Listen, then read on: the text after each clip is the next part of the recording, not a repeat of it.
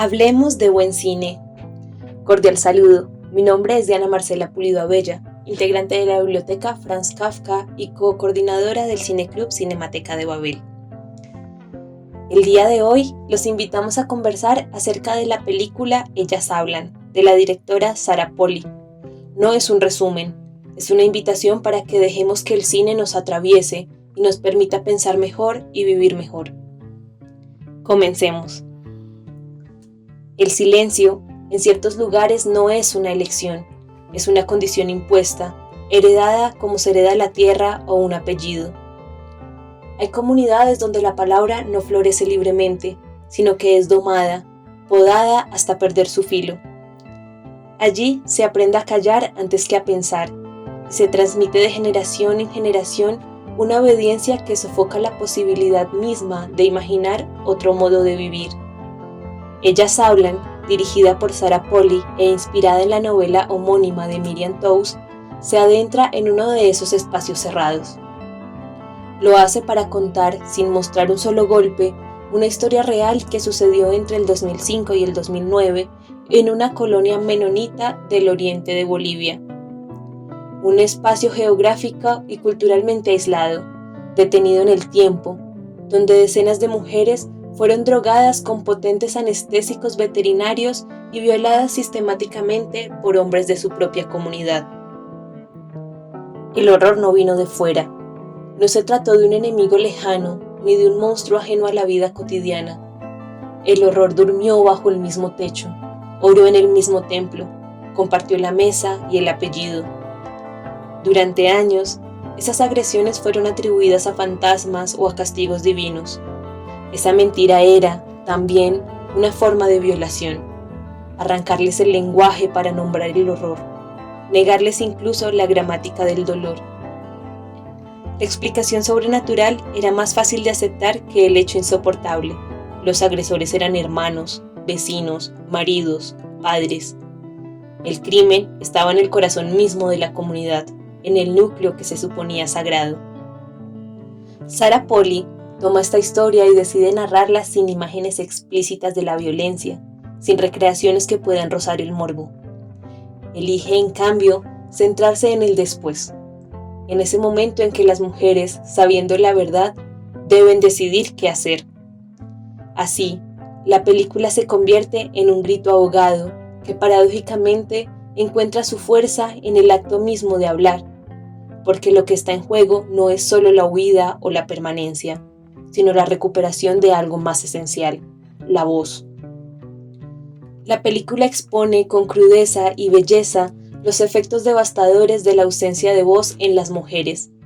Cuando la violencia se normaliza, la dignidad se erosiona y la vida se reduce a la mera supervivencia. Estas mujeres han sido sistemáticamente silenciadas, no solo por los hombres que las violentan, sino por las estructuras sociales y religiosas que les niegan incluso el lenguaje para nombrar su dolor o que lo minimizan hasta convertirlo en algo invisible. Aquí, el silencio es impuesto, cultivado durante generaciones, como un cerco invisible alrededor de sus bocas. Afuera, el mundo late con el rumor de los campos, pero aquí adentro el aire es denso, cargado de miedo y de algo nuevo, aún irreconocible, la posibilidad de hablar. En ese contexto, la disyuntiva no solo es geográfica o física, es sobre todo existencial. La violencia que las trajo hasta aquí no es un eco lejano. Vive en sus cuerpos, en las marcas invisibles que dejan los sueños interrumpidos por manos ajenas. Ahora, frente a frente, discuten tres caminos. La primera opción es quedarse y perdonar, aunque nunca se les ha pedido un perdón que implique reparación o garantías de no repetición. En otras palabras, aceptar que el silencio siga gobernando sus vidas. La segunda es huir hacia un mundo que desconocen y que siempre les han presentado como hostil, arriesgándose a abandonar lo único que conocen, su idioma, sus costumbres, su fe. La tercera es quedarse y luchar, alzando la voz y enfrentando las consecuencias. Lo más revelador de esta película es que convierte el lenguaje mismo en un campo de batalla. Aunque las escenas parecen estáticas, en realidad ahí ocurre todo. El granero donde se desarrollan los diálogos se transforma en un ágora, en un foro filosófico y político, donde cada palabra es un arma y una posibilidad. Cada palabra que intercambian es un ladrillo que derrumba un muro de siglos. Allí, mujeres, que muchas veces ni siquiera saben leer o escribir, se ven obligadas a articular su sufrimiento, a traducirlo en demandas concretas, en principios de justicia, en reflexiones sobre la fe. Estas conversaciones son tensas, caóticas, llenas de duda y contradicciones, pero también son un acto revolucionario. Nombrar el abuso, debatir sobre el perdón, discutir entre la venganza y la reconciliación, ya es ejercer un poder que les había sido negado durante siglos. Históricamente, las mujeres han sido apartadas de la palabra pública. No se les ha permitido opinar en política, escribir la historia, formular la teología. Por eso, cada frase pronunciada en la película resuena como un desafío y lleva el peso de los siglos de exclusión. Cada palabra dicha allí ha costado un precio altísimo. Implica romper no solo con el miedo personal, sino con una estructura entera que castiga a quien se atreve a hablar. Este foro improvisado también deja al descubierto una contradicción cruel. Las mujeres de esta comunidad son el pilar invisible que sostiene la vida colectiva. Son ellas quienes crían a los hijos, mantienen los hogares, preservan las tradiciones y responden a las crisis, pero su labor esencial no se traduce en poder de decisión ni en reconocimiento público. Son indispensables para que la comunidad exista, pero prescindibles a la hora de decidir su rumbo. El sistema las valora solo en función de lo que hacen por otros, mientras ignora sus propias necesidades y derechos. En ese granero, cada personaje encarna una respuesta posible frente al trauma. Ona simboliza la esperanza y la serenidad. Cree que el perdón solo tiene valor si se es libre. El perdón obligado no es perdón verdadero. Por otro lado, Mary Kay, atrapada en un matrimonio violento, revela que su aparente lealtad al orden establecido no es una convicción, sino un miedo. Nunca he tenido opciones. Salomé encarna la indignación lúcida, la valentía que se atreve a cuestionar incluso a Dios. Si Dios es un Dios amoroso, nos perdonará. Si es vengativo, entonces no creo en su imagen. Y Scarface Hans representa la fe que teme rebelarse, defendiendo el perdón como única salida, aunque al final envía a sus hijas con el grupo que parte, un gesto silencioso que habla de un amor más fuerte que cualquier dogma. Entre ellas está August. El maestro es una figura masculina muy atípica. Escucha sin interrumpir, acompaña sin apropiarse de la conversación y les ha enseñado a leer y escribir como quien entrega una llave de la libertad. Cuando le preguntan si su madre cuestionaba a Dios, él les responde: no cuestionaba a Dios, cuestionaba el poder. Esta es la síntesis de toda la película. No se trata de destruir la fe, sino de enfrentar las estructuras humanas que la distorsionan para oprimir. La película también está atravesada por contrastes visuales y muy simbólicos. La violencia brutal convive con la belleza serena de los paisajes. El horror se desarrolla en medio de campos abiertos y cielos inmensos, como recordatorio de que la crueldad puede habitar incluso en entornos idílicos. Hay una escena con dos caballos muy simbólica, Ruth y Cheryl, acorralados por un perro. Su instinto es huir, mientras la mujer que conduce el carruaje mantiene vista fija en el horizonte. Es una metáfora precisa sobre el liderazgo, la resistencia y la necesidad de mirar más allá del miedo inmediato. Otro momento muy revelador es la llegada de una camioneta moderna para censar a los habitantes de la colonia. El contraste entre la tecnología contemporánea y la comunidad anclada en usos y vestimentas de siglos pasados es muy abrupta. Dos niñas corren a acercarse, movidas por la curiosidad, por el deseo de comunicación, sin importar si comparten un idioma o no. Es un instante que une mundos distantes a través de la inocencia de la juventud.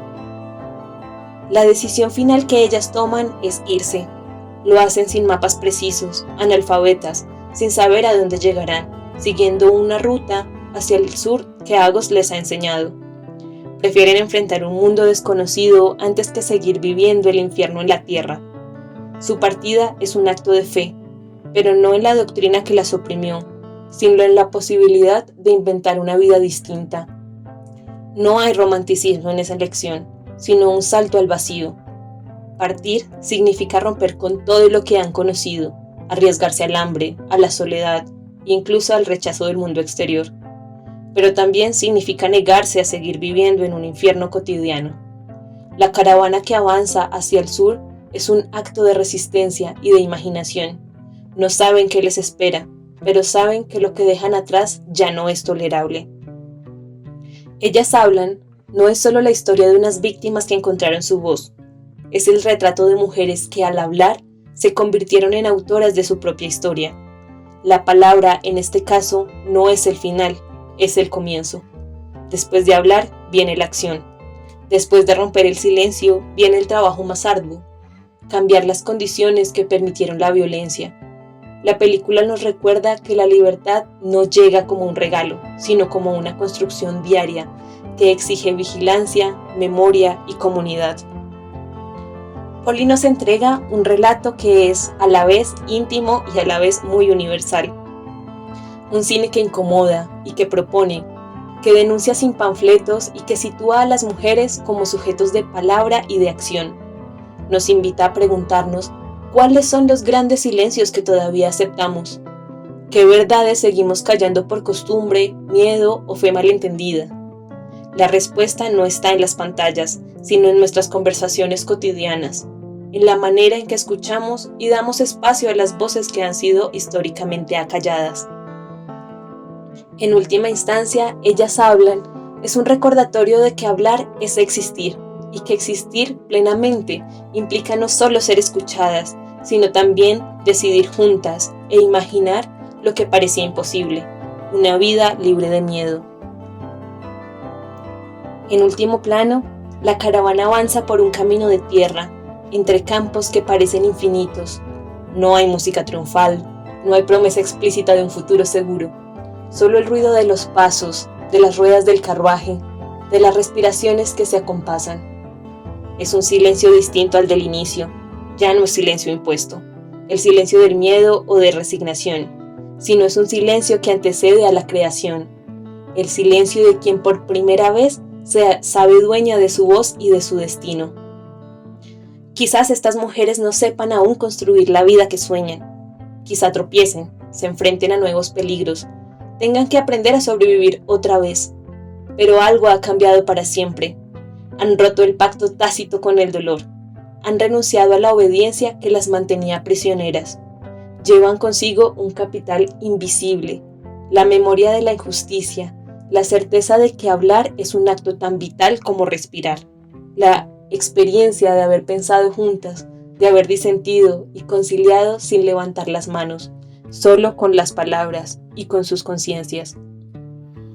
Este granero queda atrás como un templo profano, un lugar donde lo sagrado no fue la sumisión, sino el pensamiento compartido, la colectividad.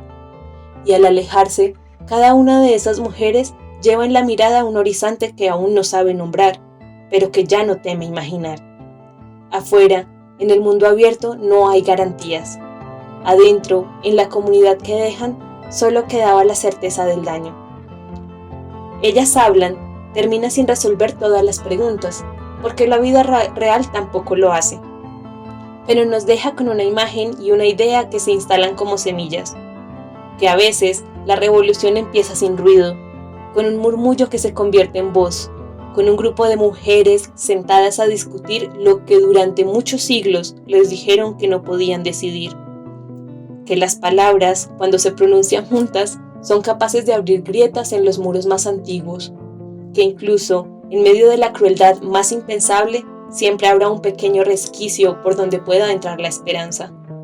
Porque hablar no es solo contar lo que pasó, es inventar lo que todavía no existe.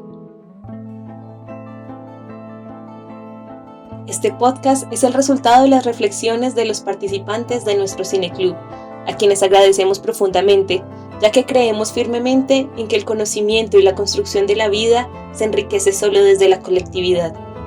Muchas gracias a quienes escucharon este podcast y hasta la próxima.